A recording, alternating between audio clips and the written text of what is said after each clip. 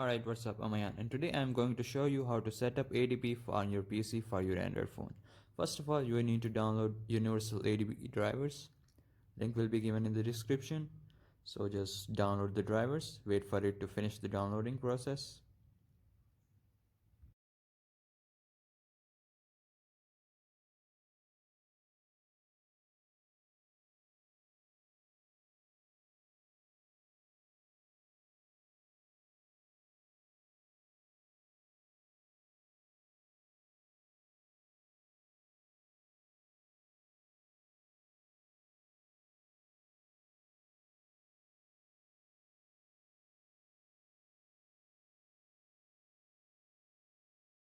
Okay, now the drivers are downloaded. Let's open it up and install them.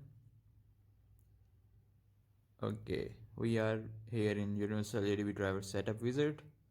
Let's continue by going into next. Yes, they should be for everyone. Next and next. Let's wait for it to finish the installation. Okay, the installation is now complete. Let's close them. And now we need to download SDK platform tools. Really, these are the ADB setup, and the link will be given in the description for the tools. Now let me show you how you can download these. First, open this page, go down there. If you're using Windows, select for Windows, Mac and Linux. First of all, we are doing Windows here, so we're gonna do the Windows one. Read it carefully if you want. Okay, now I have read it and just need to download the drivers. Okay, now they are downloaded. Let's show in folder, and now I'm gonna paste it in a location where I can find them here and just extract them. Okay, now we have extracted the folder. Now we need to type cmd in the address bar, and here we go.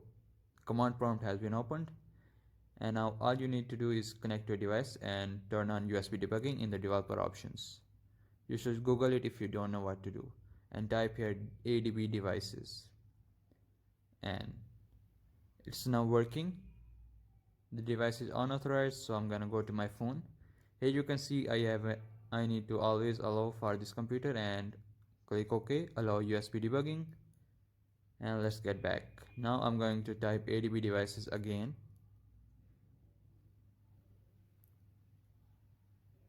Now as you can see, my device is attached and it's working properly.